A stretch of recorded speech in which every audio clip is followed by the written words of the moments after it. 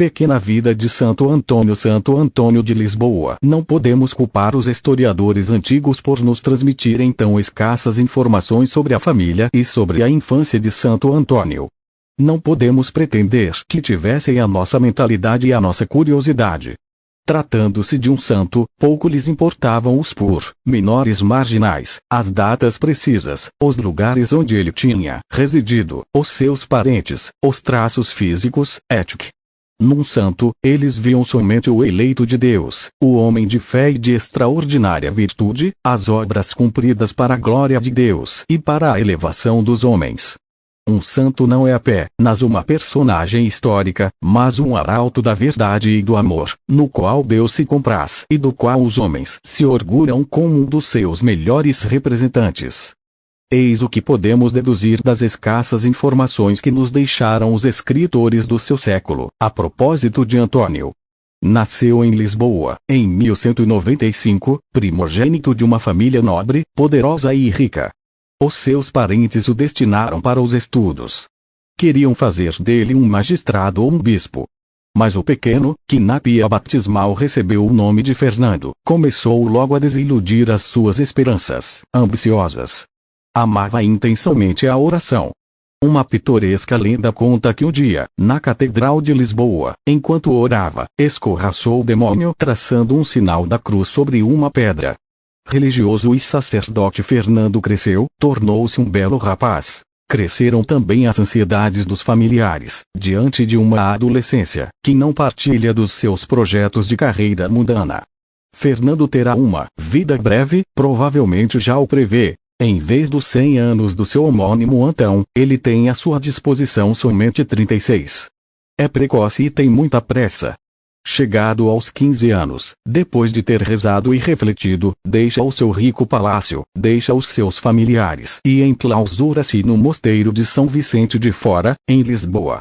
A ordem, na qual ele ingressa, existe ainda hoje. São os cônegos regrantes de Santo Agostinho, aos quais o santo permanecerá afeiçoado durante toda a sua vida.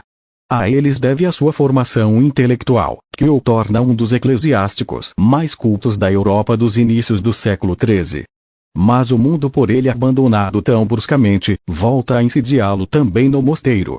Parentes e amigos procuram a cada instante distraí-lo e tentá-lo. Perturbam-lhe a vida espiritual e roubam-lhe o tempo de estudo. É necessário um corte radical. De acordo com os seus superiores, o jovem Fernando abandona a sua bela cidade e vai para Coimbra, naquele tempo capital do Reino de Portugal, para um mosteiro dos cônegos regrantes de Santo Agostinho, que aí havia. Aqui vive em paz e aproveita para intensificar os seus estudos de teologia, até o dia em que, com 25 anos, é ordenado sacerdote. A caminho de uma nova vida em fevereiro de 1220, espalhou-se em Coimbra a notícia de que tinham sido mortos, em Marrocos, mártires pela fé, 5 missionários franciscanos. As suas relíquias foram piedosamente recolhidas pelos cristãos e transportadas pelo irmão do rei de Portugal para a igreja de Santa Cruz, em Coimbra, anexa ao mosteiro onde se encontrava Fernando. Também ele venerou os novos mártires, reevocando seu encontro com eles, acontecido poucos meses antes. Vinham das terras longínquas da Úmbria. Vinham em pobreza e extenuados pelas privações da longa viagem. Todavia cativaram-no pela sua simplicidade, gentileza e ardente fé. Este encontro leva-o a reavaliar a mediocridade da sua vida, perante a rotina e o comodismo da vida no mosteiro. Ansiava a uma vida nova, onde a fé não fosse uma mera rotina, mas uma plenitude de espírito, um dom arriscado e fecundo. Um dia, os franciscanos, que viviam no ermitério de Santo Antão dos Olivais, próximo da cidade, bateram à porta para pedir esmola. Fernando aproveitou para revelar a sua decisão. Deixaria os cônegos regrantes para se unir ao seu movimento e logo partir como missionário para Marrocos, onde esperava também derramar o seu sangue por Cristo. Obteve com dificuldade as necessárias autorizações, vestiu o hábito franciscano e deixou para sempre o mosteiro de Santa Cruz. Para cortar todas as pontes com o passado, mudou o seu nome. Em vez de Fernando, seu nome seria Antônio. Depois de um breve tirocínio, embarcou para a África. De África até Assis, a missão em Marrocos transformou-se numa grande desilusão. Depois do desembarque, Antônio foi atingido por uma grave doença.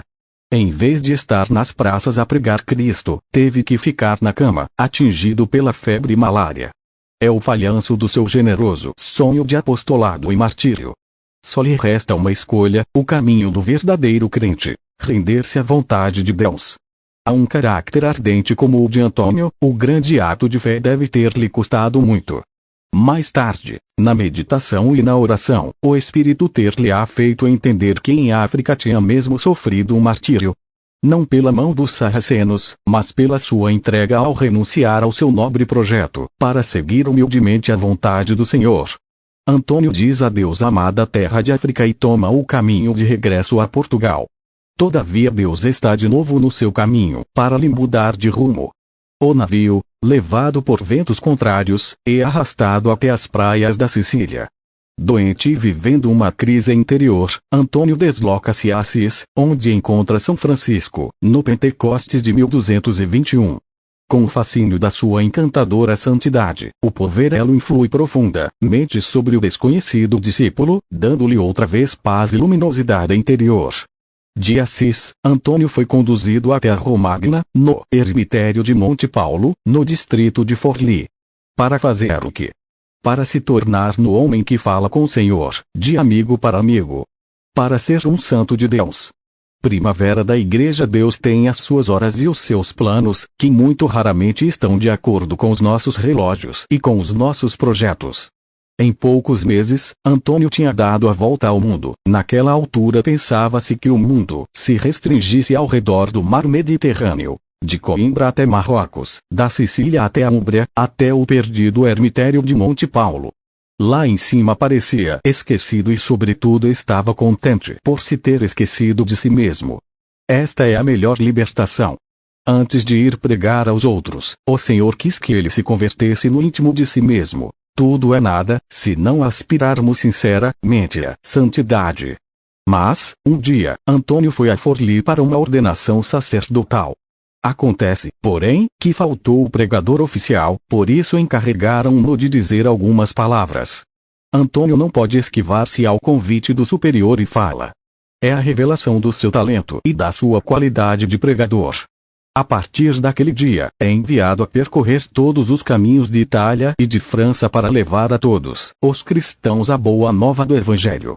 Nessa altura, graçavam pela Europa inquietantes e complexos fenômenos heréticos, que é necessário compreender e esclarecer. Antônio enfrenta os errantes com a sua forte cultura teológica e a sua incansável bondade.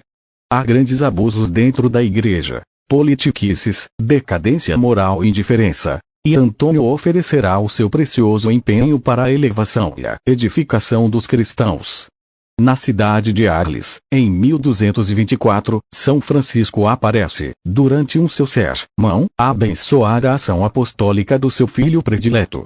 Luz que resplandece nas trevas, discípulo de Getesari, Basílica de Santo Antônio, Pádua. Como na vida de São Francisco se encontra a pregação às aves, assim na vida de Santo Antônio encontramos a pregação, não menos fantasiosa e poética, aos peixes. Isso devia ter acontecido na cidade de Rimini. A cidade estava solidamente nas mãos dos hereges. Quando o missionário chegou, os chefes passam a palavra de ordem: receber Antônio com muro de silêncio. De facto, Antônio não encontra ninguém a quem dirigir a sua palavra. As igrejas estão vazias. Então sai à praça, mas, também ali, reina compacto o silêncio. Ninguém manifesta interesse por dele, ninguém escuta o que ele diz.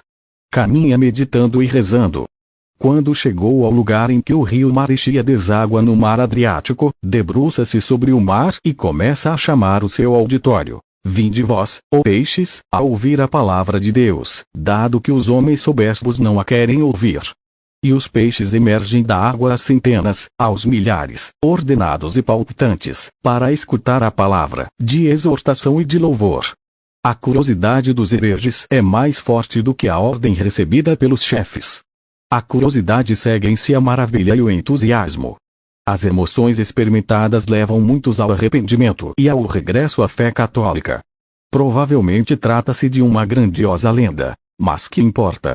É um símbolo poético que nos diz: Antônio, com a sua confiança paciente e com a sua fé, desloca as montanhas. Com a sua despreocupação por um insucesso palpável, com os recursos da sua imaginação e do amor, consegue abrir uma brecha também nos corações endurecidos, enredados no rancor e no preconceito. Fazendo-se tudo para todos durante um sermão de Antônio sobre a Eucaristia, levantou-se um homem, tido como um herege impenitente, para o contradizer. Eu acreditarei que Cristo está presente na hóstia consagrada, se vir a minha mula ajoelhar-se perante ela. O santo aceitou o desafio. A pobre mula foi mantida em jejum durante 3 dias e, na hora e no lugar estabelecidos, Antônio avançou com a custódia e o herege com a sua vacilante mula, a qual, apesar de esfomeada, descurou o apetitoso pasto que o patrão lhe oferecia, para se ajoelhar diante da hóstia consagrada. Não devemos, porém, pensar que Santo Antônio procurasse o sucesso somente com milagres. Como bom discípulo e apóstolo de Cristo, ele conquistava as almas com a força da oração, com seu bom exemplo, com iluminados e pacientes discursos. Graças às suas fadigas e aquelas não menos merecedoras e frutuosas de inumeráveis outros missionários franciscanos e dominicanos, a Europa cristã em poucos anos adquiriria um novo rosto. Além disso, é preciso recordar que a sua missão não se limitava somente à pregação, mas havia outras tarefas que pesavam sobre ele.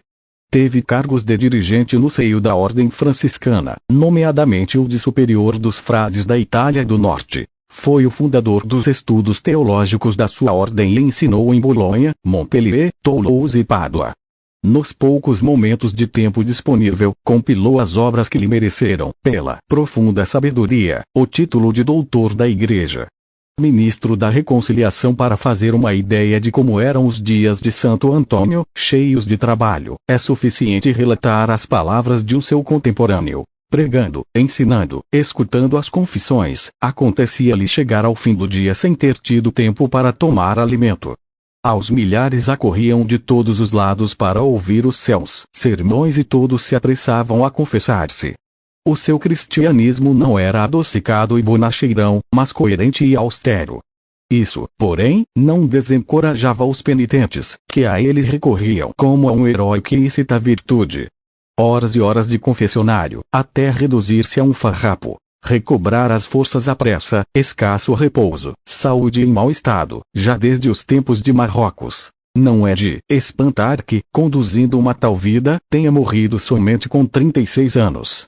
Ouviam-se de boca em boca episódios impressionantes, como, por exemplo, o do penitente que, mudo pela emoção, tinha escrito uma lista dos seus pecados e, à medida que Antônio os percorria com o olhar, iam se apagando do papel. Como, também, o do jovem paduano Leonardo, que tinha dado um pontapé à sua mãe. Santo Antônio tinha-lhe dito amarguradamente: o pé que fere os pais, merecia ser cortado. Leonardo foi para casa, tomou um machado e cortou o pé. Desespero da mãe, gritos dos familiares, alvoroço na vizinhança. Antônio acorre, suplicando a Deus, cola o pé mutilado. Apóstolo de paz e de bondade. Paz e bem era a saudação dos primeiros franciscanos.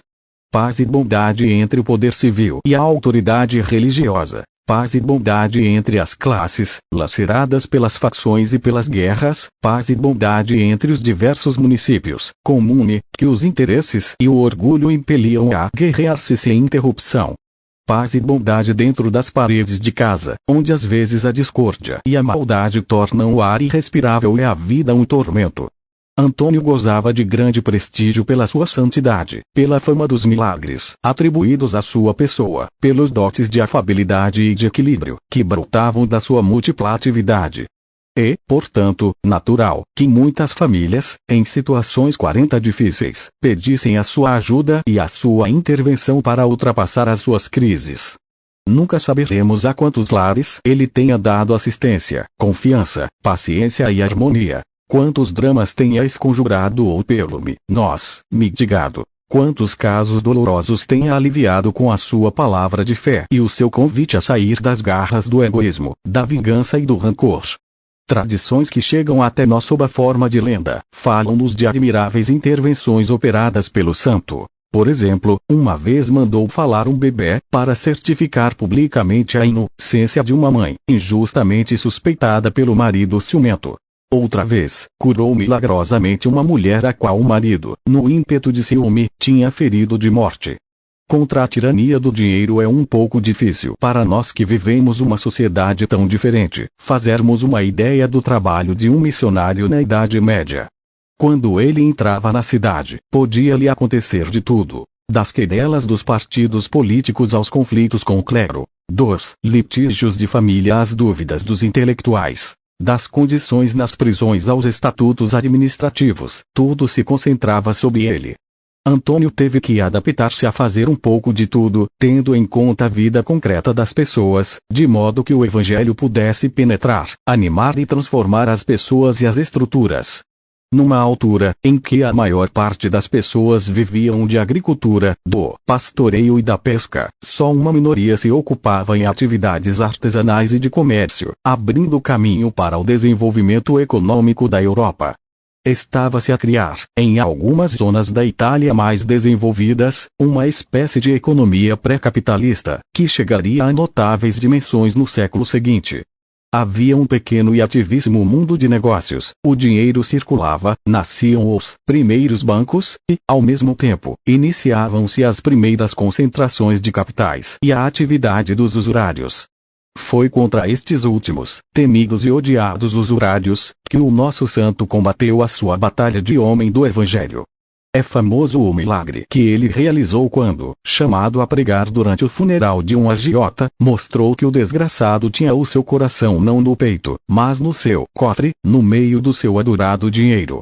O defensor dos oprimidos foi o defensor dos pobres, sempre e em todo o lado, desafiando abertamente os opressores, conforme o testemunho de um seu contemporâneo. Antônio, que tão ardentemente tinha desejado morrer mártir, não cedia diante de ninguém, ainda que tivesse que dar a vida, e com admirável coragem resistia à tirania dos grandes. Atacava com dureza certas pessoas importantes, que outros pregadores, também famosos, tratavam, por medo, com deferência ou procuravam evitar. Assim era Antônio. Não um santo, fechado no sossego da sua cela, não um doutor, que anda numa roda viva entre a cátedra e a biblioteca, mas o homem que tinha o culto da verdade, custe o que custar, alternando doçura e inflexibilidade, conforme as situações, sem medo de nada e de ninguém, sobretudo quando se tratava de defender os oprimidos. Basta recordar um episódio: o encontro com o tirano Ezelino da Romano. Ezelino era uma grande personagem. Todavia manchou-se de inumeráveis crimes. É verdade que, também, os seus rivais não eram melhores. Os guelfos eram ambiciosos e sanguinários, sempre que a ocasião se oferecia, tanto ou mais do que o cruel Ghibellino, Ezelino. A coragem de Antônio infelizmente não conseguia alcançar nada.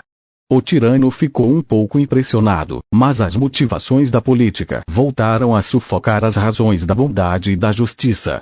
Contempla a glória de Cristo cansado pelas fadigas e pela hidropisia, Antônio sentiu que chegava a hora da sua morte. Corajoso como sempre, manteve para si a sua doença e o seu pressentimento. Os seus confrades não suspeitavam de nada, convencidos que um bom período de descanso lhe bastaria para recuperar. Uma pessoa quanto mais é santa, tanto mais tem consciência da própria miséria. Antônio, antes de se apresentar ao Senhor, desejava purificar-se pela oração e na dor da sua fragilidade. Pediu para se recolher no convento de Camposampiero, perto de Pádua, no eremitério que o dono do lugar, o Conde Tiso, tinha doado aos franciscanos, junto ao próprio castelo. O Conde Tiso, desiludido pela agitada vida política, tinha se tornado discípulo do santo.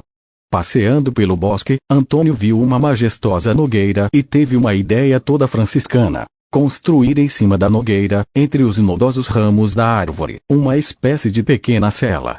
O Conde Tiso construiu-a com as próprias mãos. O santo passava, naquele refúgio suspenso, as suas jornadas de contemplação. Durante a noite voltava ao eremitério. Uma noite, o Conde Tiso aproximou-se da cela do amigo e viu que da mesma se libertava uma intensa luminosidade. Pensando que fosse um incêndio, abriu a porta e ficou perplexo diante da prodigiosa cena. Antônio segurava nos braços o menino Jesus. Quando acordou do êxtase e viu o conde Tiso, o santo, amavelmente, ordenou-lhe que não contasse nada a ninguém. Só depois da morte de Santo Antônio, o conde narrou aquilo que tinha visto. Ao encontro do senhor Santo Antônio, Pietro Liberi, igreja de Arcella, Pádua, chegou também para ele, esperada e acolhida com fé, a hora de passar deste mundo para o Pai. Uma sexta-feira, 13 de junho de 1231, ao meio-dia, Antônio desceu da sua cela, na Nogueira.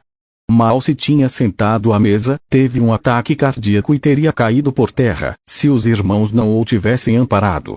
Com um fio de voz, o enfermo pediu que o levassem até Pádua. Queria morrer no pequeno convento, junto da amada igrejinha de Santa Maria.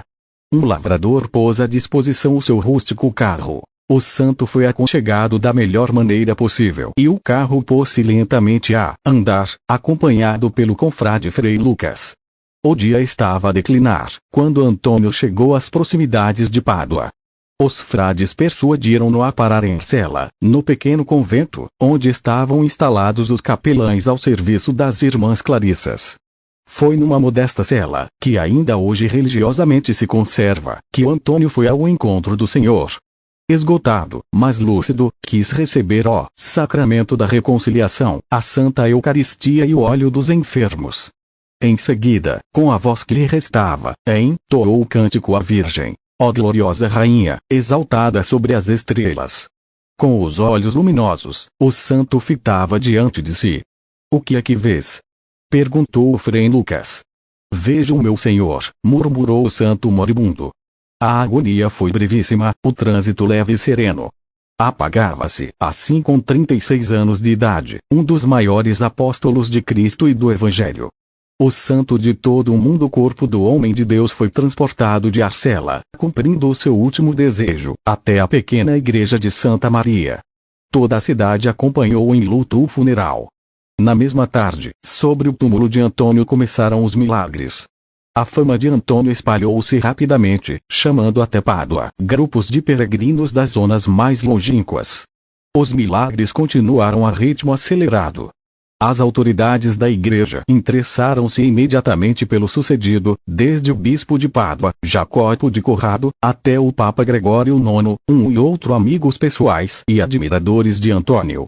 Teve lugar o processo de canonização, diocesano e apostólico, que se concluiu muito rapidamente, com o reconhecimento unânime da sua santidade. Não tinha passado ainda um ano da morte do grande apóstolo, quando, a 30 de junho de 1232, na Catedral de Spoleto, o Papa Gregório IX elevava a honra dos altares Antônio de Pádua. Os confrades do santo, ajudados pelos paduanos e pelos peregrinos, iniciaram imediatamente a construção de uma grande basílica, onde repor dignamente os restos mortais do Santo dos Milagres. Em 1263, finalmente, os seus restos mortais foram transportados para a nova basílica, estando presente um outro santo, São Boaventura. Aberto o caixão, viram a língua do santo prodigiosamente incorrupta. O culto a Santo Antônio continuou a crescer, tornou-se mundial, ultrapassando as fronteiras da Igreja Católica.